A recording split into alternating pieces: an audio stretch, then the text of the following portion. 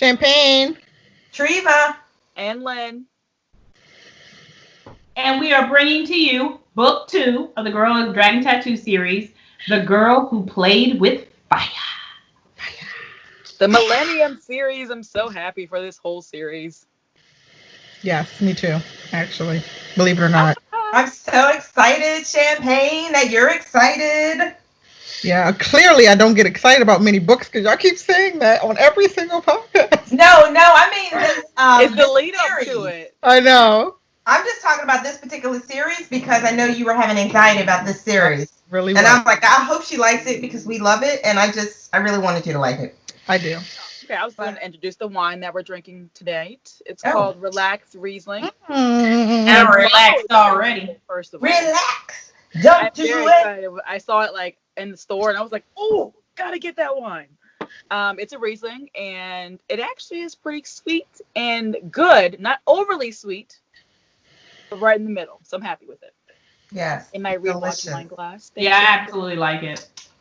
It's a good pick for today because everybody right now just needs to relax. Exactly. Woosah. We are all so intense and just stressed and worried, and so that was a perfect choice, Lynn. Thank you. Very perfect. Make me float away. Okay, Rhea. Back. All right.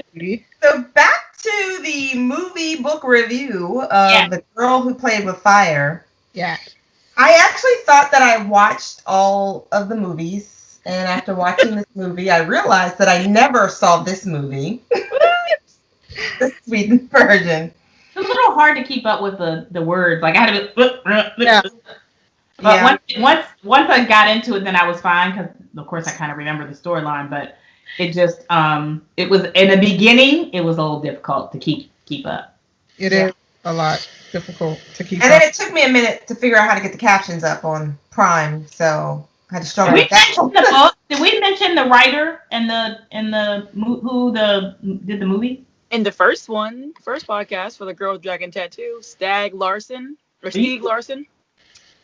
Same author, same director. Well, as the Swedish version, the first one. Yeah, so same from all of it. Yes. And it looks like it was the same, too. You can definitely see they kept the same sort of flow. I feel like they literally just recorded book 1 to book 3 all the way through and then just released them at different times. Because I do.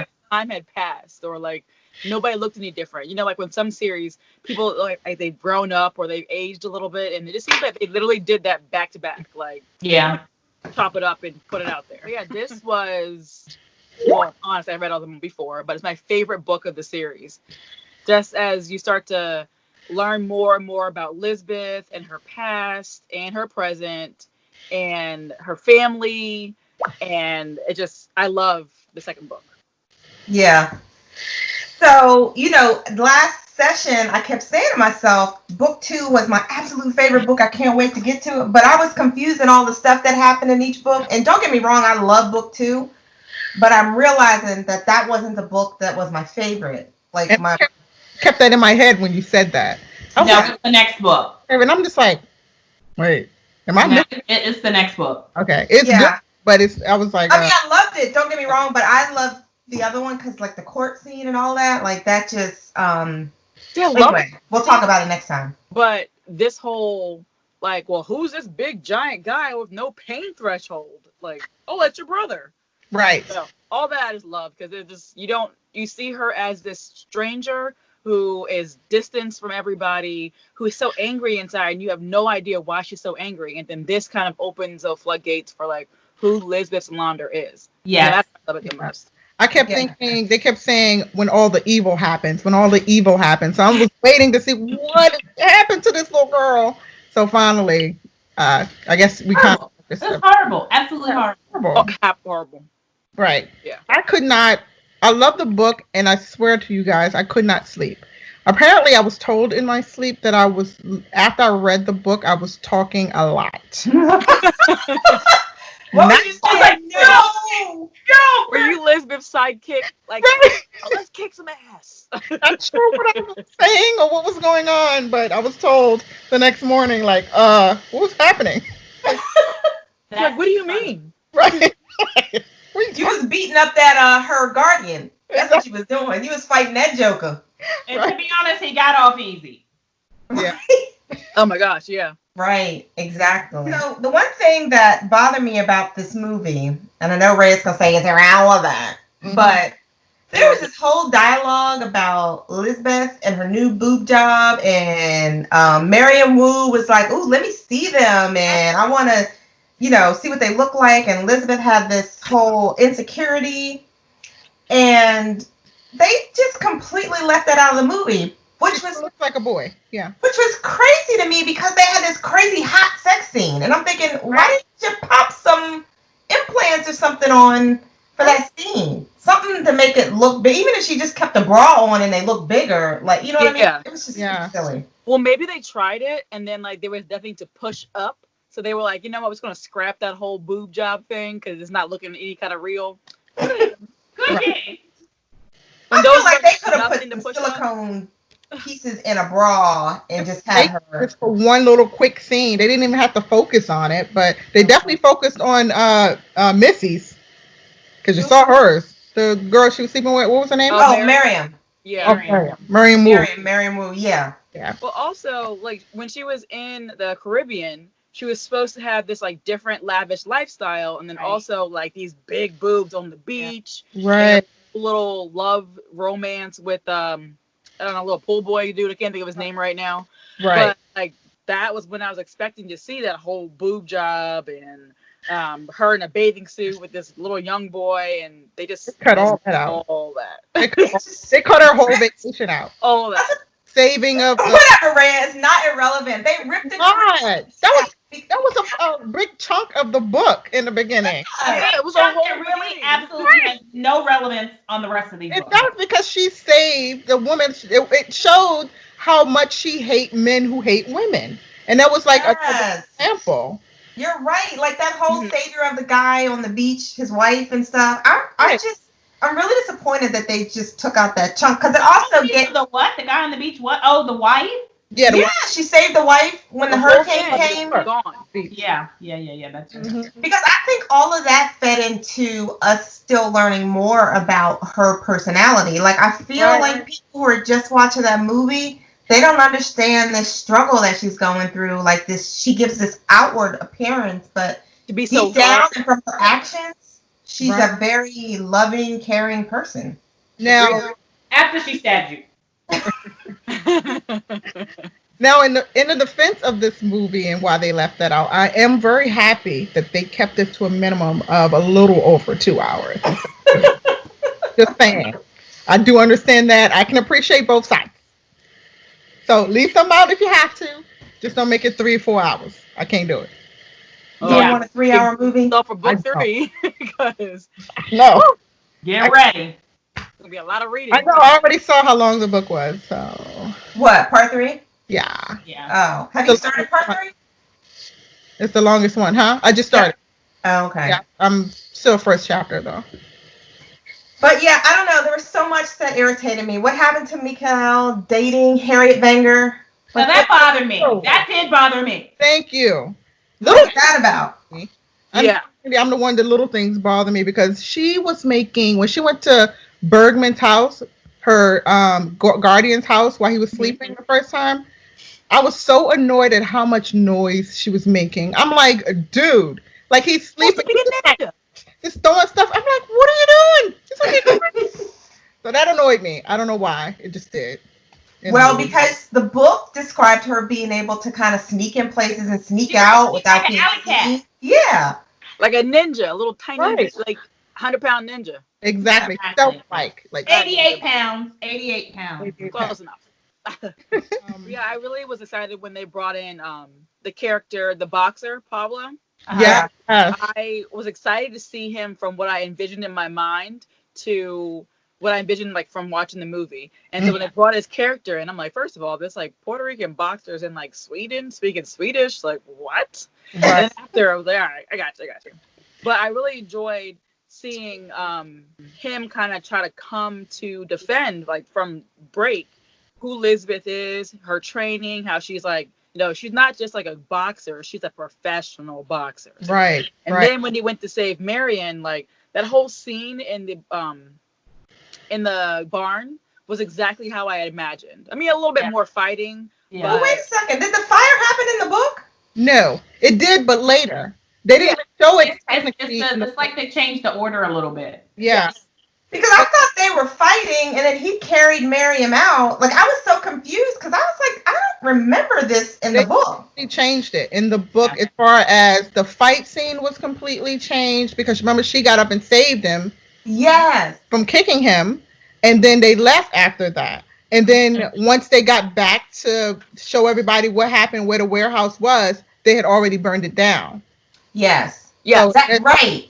This one, it was like, let me save and get them out of the fire. Yeah, I knew that piece. I was like, that's not what happened. Because I remember her kind of saving the day. Yeah. Well, seeing them fight and have to like come together, I liked because like that guy is a monster. And it's him as like the Incredible Hulk. So to see Pablo, the boxer, fighting this like Incredible Hulk guy, I just really wanted to see that on screen. That I loved it. Yeah, that scene kind of was irritating though. I mean, I liked it, like you said, I liked seeing Paulo and go at him, but I like that it showed that it took two people to take him down. Yeah. Yeah. You know. And he still seemed that's kind of how it was described. Like you ain't knocking this one over. Exactly. Another piece is when Mikael saw Elizabeth getting attacked.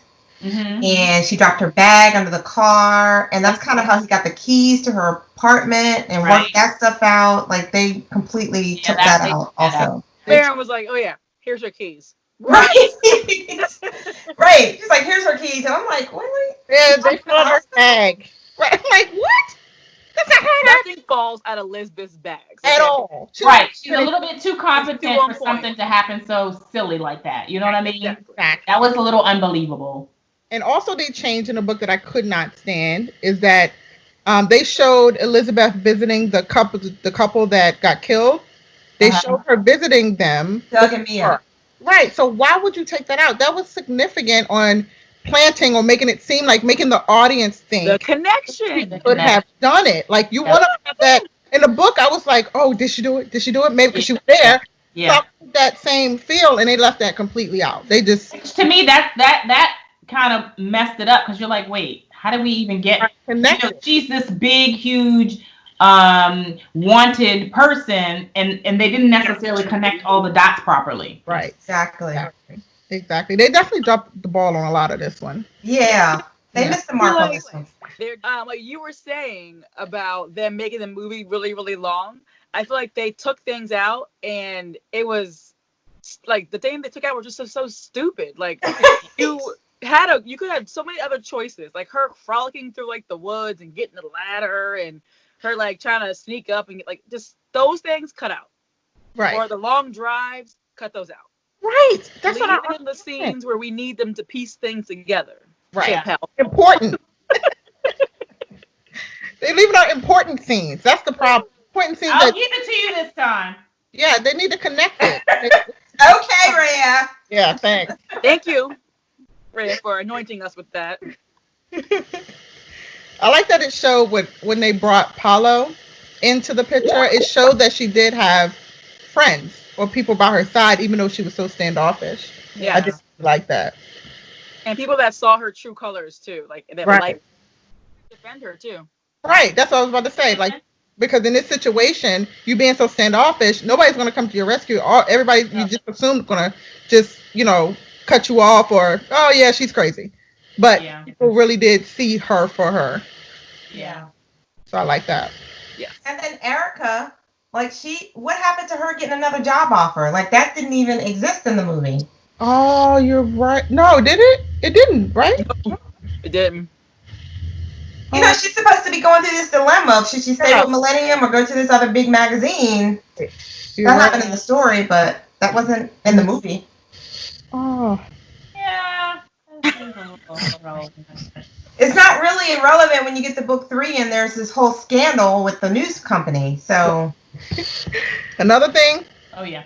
That bothered me tremendously. It's the little things that bother me for some reason. But when they picked up Marion, when the giant grabbed her when she was walking to her house. Yeah. What happened to all of the screaming? And she was just like, it was just so quiet. I mean, woman that gets kidnapped and you can still scream, I'm gonna need you to scream. Right. So maybe people around can hear. Yeah. Paulo just happened to turn around. I'm like, oh. James on the phone. He was like, oh. Right.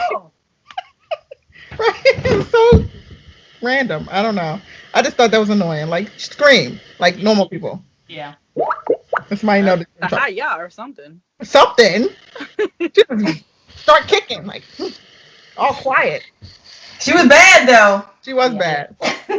And she was taking them hits, man. Yes, she was. Because when he hit her in the gut, I was like, Oh, that's what I'm down. I'm down. You got me. You got me. Right? You win, baby boy. You win. Right? You know how frustrating that has to be to fight somebody and they don't feel it? That's the most frustrating thing in the world. Like, oh my God, should I run? I've been there, done that. This don't work. Okay. Right? Okay. Not sure. That. Ate by that one. Like, that it wasn't even said, okay, cool. Yeah, no. Sometimes you gotta let stuff Reyes says just go. Okay. No, we're just taking another sip. Yeah. Let me go. Let me go. I wanted to see the scene where they had Harriet Banger in the meeting with the board, Yeah. and they tricked her. They said, "Oh no, we don't want, we're buying you out," kind of thing, and come to find out to offer her the job at Millennium. I wanted to see that because it was so sweet. Because it really, tricked her. Okay, I'm gonna use Reyes' words on that one. No. That's irrelevant. But it was sweet. It was sweet. Would have kept her whole character in this particular movie. Right. Maybe they could have dated if they had included that scene. Yeah. Showed that they had some type of rendezvous. Right. Really. Don't you guys trip out with that story dialogue about Erica's husband who's just like, oh, you're gonna go be with Mikael tonight? Yeah. In a couple days. Yeah. Yeah, no, that will never happen. And how's he doing? Is he doing okay? Good, glad to hear it. I said hi. And then when he was like telling his Big sister, screams. yeah, I'm just, I have somebody, but she has a husband. Right. So let's just skip over that details. I was like, that's some crazy mess right there. I ain't mad at her. Right? Right, you can't be mad at her. Sure, I'm like, she got the best of both worlds. Do you feel like the big family scene, like to me, the big family scene is exactly how I pictured in the book. When he was at his sister's house with the in-laws? Yeah. It was so perfect. I remember that part, and I was just like, this looks exactly how I pictured it. Everybody kind of all over the place doing, their own thing. And there's that like mother-in-law that's like, so Mikael, right? You're dating. You're such a handsome guy. Exactly. She's like, I'm gonna shut this down now. I'm dating a woman who's married. Exactly. And her husband knows. Right. And is okay with it. It is okay with it. As a matter of fact, is interested in a threesome. I'm just not into that. Right. Yes. You're right. Another all thing right. about me really quick. Go ahead. I know it's stupid. Still small. But when Lisbeth went to Bergman, her guardian cabin, to look for the files and all that stuff or whatever, when she was walking out, if you could not hear those motorcycles. They were choppers. Come on. Like, what Are is you coming? Yes. Like, you sitting there like you don't hear him putting everything back like. Exactly. She didn't hear them until she walked out to the side of the house. Right. I can hear a motorcycle at the end of the Copper Road. That's what I'm saying. It's like you're in the woods, but like it's one cabin. There's like no like noise pollution. No. You should be able to hear them things like Hear 5 miles everything. away. Right. Because in the book it was But she's so focused on what she was doing. in the book No, described that she had no chance when she walked out of the door. She heard them. She had no chance to turn around and hide or whatever the case is. She had to fight them, kind of thing. Yeah. So this was like, really, you couldn't hear that, really? Right. They definitely didn't set that right. Right. If you wanted her to not hear it, then they needed to not been on them loud bikes. Right. or come to a certain point, shut down, and then kind of hike it up in there. True. Right. Two things that was funny to me at the end of this movie was one when when Elizabeth got away at her dad's house or whatever with the giant, she stabbed the dad or whatever. When Blomkvist or Mikael walked up to the cabin to save her, and the giant, he had this look on his face like a big spoiled kid, like, and just I've already killed her. Right, like, you caught us, and just walked away. I'm just like, he's just like a big kid with an attitude. Oh, I was like, yeah, they could have did a better job with that. Yeah, because he was actually supposed to be terrified. He was supposed to. She was a ghost.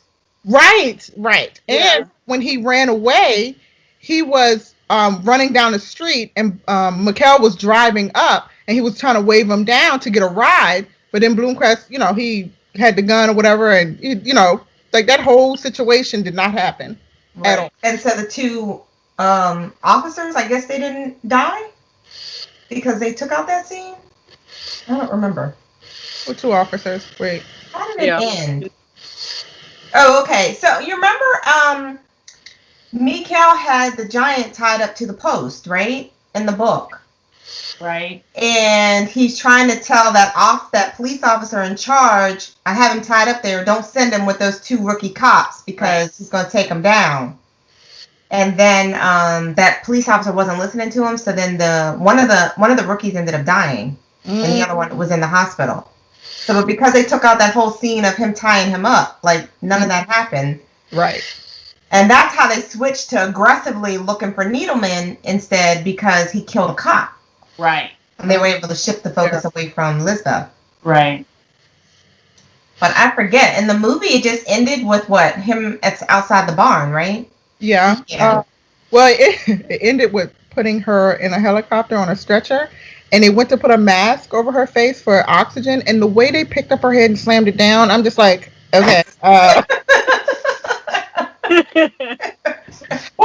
Probably like if she wasn't knocked out before now, she about knocked out after this. What a head injury already. I'm just like, what's happening? I had to rewind it like a couple times. Like, they gave her a concussion trying to save her. Right? I did not see that in the movie at all. God, you need to go and rewatch it. It's hilarious. I'm just like, she's like, boop. I'm like, I would sue you guys if that was me. Right, she's supposed to have a bullet in her head. Right. Exactly. Half her whole head is supposed to be fragmented. Like, okay.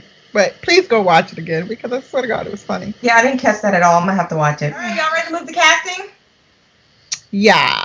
I like the new additions of Mia and Dag, or whatever his name is, Dag.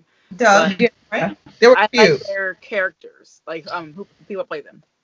Yeah, I do too. I actually like the giant. I couldn't picture him in my head reading the book, but the guy who played the giant with the blonde hair and all this stuff, I was like, oh, he's pretty perfect, spot on for me. Mm-hmm. He was like 6'6" or something. I looked him up. Oh, but yeah, he's perfect. I pictured his dad Zala being like a little bit taller, kind of to match with his son being just as big. But I guess it does make sense. That's why Lisbeth was so small herself, because he isn't that big.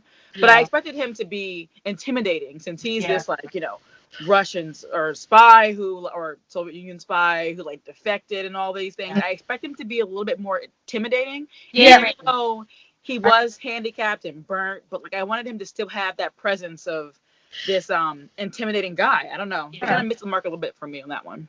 I agree with that. You expected to see someone with that can invoke fear, and as soon as you see him, or even that confidence of like, I've killed a few people in my life. Right. So you like this for a minute, killing people.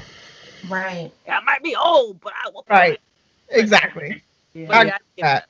Yeah. 100%. What was her previous guardian name? I liked him. Pilgrim. Yeah. I liked the person that they had playing him. I did too. Yeah, he was perfect. The little old, like, crotchety guy who was like had the security guard who was standing. Yes. There, like, you can leave now. I was like, missed. I